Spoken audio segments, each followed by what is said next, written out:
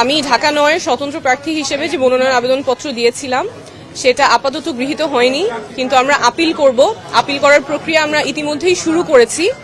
কারণ হিসেবে যেটা নির্বাচন কমিশন বলেছে, আপনারা জানেন যে স্বতন্ত্র প্রার্থীর জন্য বিধি অনুযায়ী ১% ভোটারের স্বাক্ষর নিতে হয়। সেই ১% ভোটারের সংখ্যা যা হয় তার চেয়ে আমরা বেশি স্বাক্ষর সাবমিট করেছি, প্রায় ২০০-র মতো বেশি ছিল। সেখান থেকে ওনারা দৈবচয়নের মাধ্যমে 10 জনের ভেরিফিকেশন করতে গিয়েছেন, সত্যতা যাচাই করতে গিয়েছেন। সেখানে 8 জনের ওনারা তথ্য সঠিক পেয়েছেন। 2 জনের ক্ষেত্রে ওনারা মানুষটাকে খুঁজে পেয়েছেন, সত্যতা যাচাই করতে পেরেছেন, কিন্তু সেই 2 জন ঢাকা ৯-এর ভোটার ছিলেন না। ওনারা জানতেন না ওনারা ঢাকা ৯-এর ভোটার। একজনের বাসা খিলগা যেহেতু ঢাকা ৯ আর 11 দুইটাই পড়ে, উনি জানতেন যে উনি ঢাকা ৯-এর ভোটার এবং তার জানার কোনো উপায় ছিল না যে সে ঢাকা ৯-এর ভোটার না। উনি গিয়ে ওয়েবসাইটে চেক করেছেন, ওনার ভোটার নাম্বারটা পান নাই, এনআইডি যেটা ছিল উনি জানতেন উনি ঢাকা ৯-এর ভোটার, সেভাবে তিনি স্বাক্ষর করেছেন।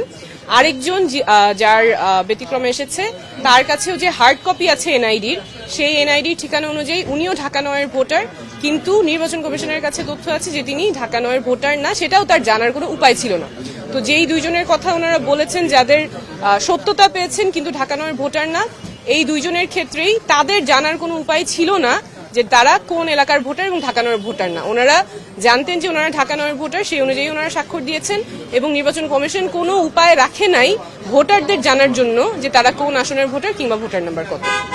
আচ্ছা, আপনি আপিল তো করবেন নিশ্চয়ই। আপিল করার পরে আপনার যদি মনোনয়ন বৈধ ঘোষণা হয়, যেহেতু আপনি এনসিপি থেকে পদত্যাগ করেছেন, আপনি কতটুকু আশাবাদী আসলে এই স্বতন্ত্রভাবে নির্বাচন যে করছেন বিজয়ী হওয়ার ক্ষেত্রে? অবশ্যই আশাবাদী বলেই তো আমরা মাঠে আছি। আমাদের যেই যাত্রা, আমাদের যে লড়াই, স্বচ্ছতা জবাবদিহিতার রাজনীতির লড়াই, এটা জারি থাকবে। স্বতন্ত্র হিসেবে কোনো চ্যালেঞ্জ আছে? অবশ্যই চ্যালেঞ্জ তো আছে। এই যে যেমন আজকেই যেটা চ্যালেঞ্জ হলো, আসলে আমাদের তো রাইট টু ইনফরমেশন ওভাবে থাকে না। যারা এত কষ্ট করে স্বাক্ষর দিয়েছেন তাদের জন্য নির্বাচন কমিশন কোনো উপায়ও রাখে নাই জানার যে তিনি কোন আসনের ভোটার। আমরা এত কিছু বলি, আমাদের অধিকারের কথা বলি, কিন্তু এই বেসিক তথ্যটা জানার পর্যন্ত আমাদের কোনো উপায় রাখা হয় নাই। অবশ্যই চ্যালেঞ্জ আছে, তার সাথে অনেক পজিটিভও আছে।